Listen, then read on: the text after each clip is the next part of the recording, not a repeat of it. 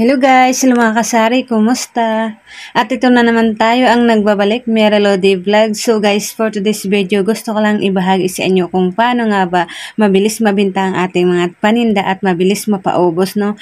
Kaya ito gusto ko lang ibahagi para dun sa mga nag-umpisa pa lang mag-sari-sari store, saka sa mga nagbabalak, no? Para magka-idea, no? Kaya panoorin nyo lang to guys hanggang dulo, no? Para makita nyo yung mga ginagawa ko, no? Siyempre, gusto natin na mabilis mabenta ang ating mga paninda, kaya ganito ang aking diskarte dito sa aking tindahan. Ito ay natutunan ko lang naman na ganito lagi ang ginagawa ko guys, no, para sa ganun hindi tayo mahirapan at mabilis mabenta ang ating mga paninda.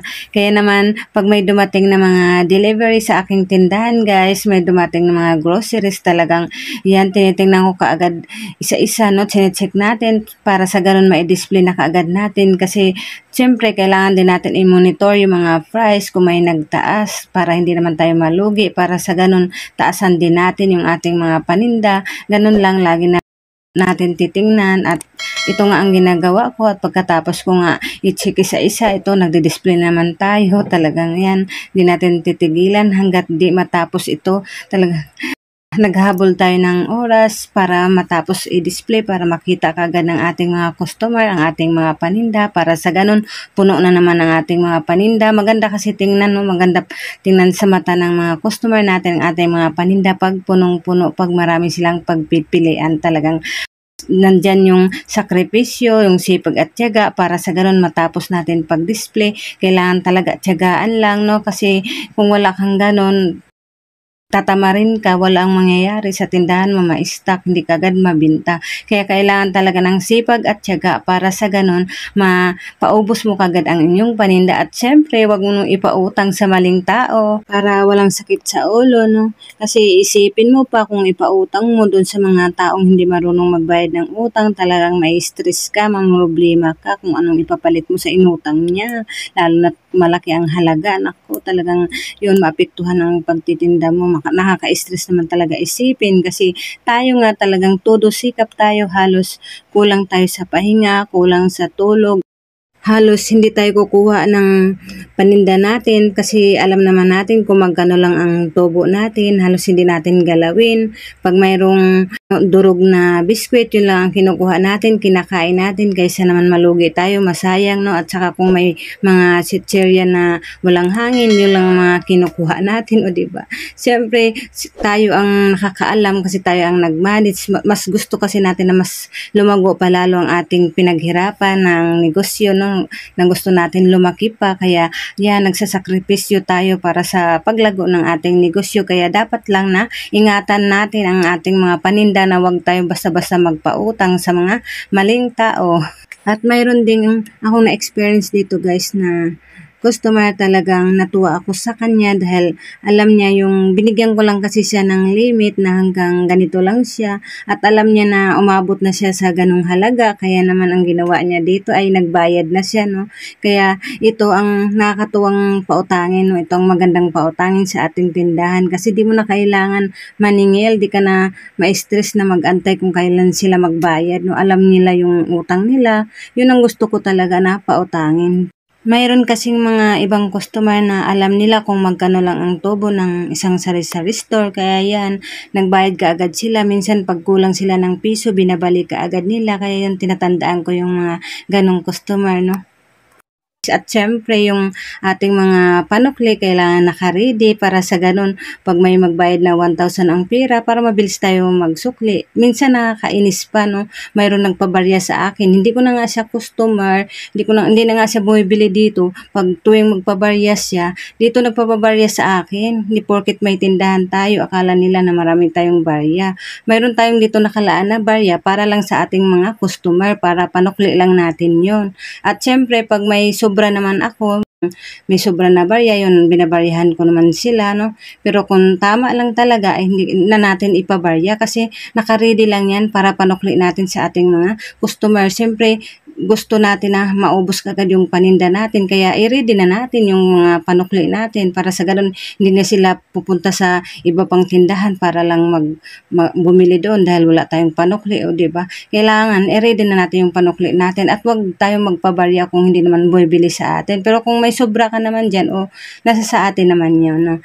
At syempre pag may bumili din sa atin, kailangan maayos ang pakikitungo natin, wag nating biruin ng kung ano-ano, kasi base sa aking experience dati guys, talagang may binilhan ako, no? At pagkatapos nga, pagkatalikod ko, biglang nagbiro ng ganon. Hindi naman lahat ng tao na pares tayo ng mood, hindi naman kaklose, no? Dapat feeling kasi ng iba na kaklose nila yung mga customer nila, kaya ganon sila. Pero sa ganun, pag gano'n na mga ganong biro, parang mawalan ka ng gana, no? Kung wala na sa lugar ang biro nila, parang yun, mawalan talaga sila ng mga customer. Kung ganun sila sa customer nila, hindi na bibili sa kanila, hindi na sila babalikan. Kaya dapat pag may customer tayo, ayan, wag nating pagsalitaan ng kung ano-ano. Basta i-assist lang natin sila, no? Ngiti lang tayo at siyempre, wag na tayo makipag-usap na kung ano-ano kasi alam na natin ang susunod niyan o tangan ka na. Kaya iwas din tayo sa mga ganon. Basta, focus lang tayo sa ating negosyo, sa ating goal, sa ating mga ginagawa, no? Huwag natin intindihin yung mga nang maliit sa atin, yung mga naninira sa atin, mga wala lang silang mga magawa, kaya ganun sila. Tayo sobrang busy na natin. Mas gawin nating inspirasyon yung mga paninira nila, pang maliit sa atin, para lalo tayong magsusumikap, lalo tayong magpupursige, lalo tayong gagawa ng paraan kung paano natin palaguin pang ating negosyo at maghanap pa tayo ng paraan na para may maidagdag ng pagkakitaan sa ating tindahan. At ito nga, anong pagbablog natin, o diba, pwede tayong kumita dito sa ating pagsasalita kasi wala naman magawa sila kung hanggang salita lang naman sila, wala namang bayad yun, kaya libre naman yun. Tayo pag ganito nagbablog tayo, pwede kayo magbablog din guys, no? Ekstrang pagkakitaan, pwede naman tayo kumita, hindi lang sa kumita tayo, nakapagbigay pa tayo ng tips sa ating mga kapwa kasari kung paano palaguin, no? Kaya yan, nag-iisip tayo, halos wala tayong tulog kasi nag-i-edit pa tayo sa ating video, no? Ganun lang ang ating i-focus para lalo nating mapalago at lalo tayo magtatagumpay. Kaya samahan lang natin ang dasal guys para gabayan tayo sa lahat ng ating mga ginagawa. At ito nga, may nagsibilihan na kasi medyo gabi na guys, no? Kaya yan, tuloy-tuloy pa rin ang ating pag-display pag walang customer. Ganun lang kasi ayan, talagang buhay negosyante, walang day off. Buti pa yung mga empleyado, may day off sila, pero tayo may sariling negosyo, hindi tayo nagdi-day off dahil nanghinayang tayo sa binta, di ba? Sayang din kasi yung mga bayarin natin, siyempre tuloy-tuloy yan, hindi naman nagdi-day off din yan. Tuloy-tuloy yan na binabayaran natin, kaya yan, gumagawa tayo ng paraan para sa ganun, kahit kumuha tayo dyan sa ating tindahan ng mga pambayad, napapalitan pa rin natin, ganun lang. Basta, enjoy lang natin yung ating mga ginagawa para hindi natin maisip yung pagod. Kasi masarap kasi sa pakiramdam yung bang nakabayad tayo sa ating mga bayarin buwan-buwan. Talagang nakakagaan, no? Talagang yan dahil sa ating pagsisikap, no? Pagpupursige, nakakabayad tayo at naibili natin ng gusto ng pagkain ng ating mga anak. Yun lang, talagang tuwang-tuwa na tayo bilang isang nanay, bilang tindira na nagampanan natin yung ating mga obligasyon. Kaya ako naman kasi ay hindi naman ako mahilig magbili-bili, hindi naman kasi ako maluho. Kaya yan, sa awa ng Diyos ay nakakaipon na rin naman tayo at kulang pa nga. Kaya yan, magtodo sikap pa tayo dahil may gusto tayong bilhin, may gusto tayong abutin, no, na pangarap guys. Basta sabayan lang natin ng dasal at maglalo pa tayong magsusumikap, magpupursige, mag-isip kung paano natin, kung ano yung pwedeng idagdag sa ating tindahan. Kaya yan, lahat ginagawa talaga natin, no? Kasi wala namang ibang gagawa nito kundi ang sarili natin, kasi gusto din natin na may mapatunayan tayo sa ating sarili. Basta lakas ng loob lang, sipag at tiyaga, kayang-kaya natin yan guys, no?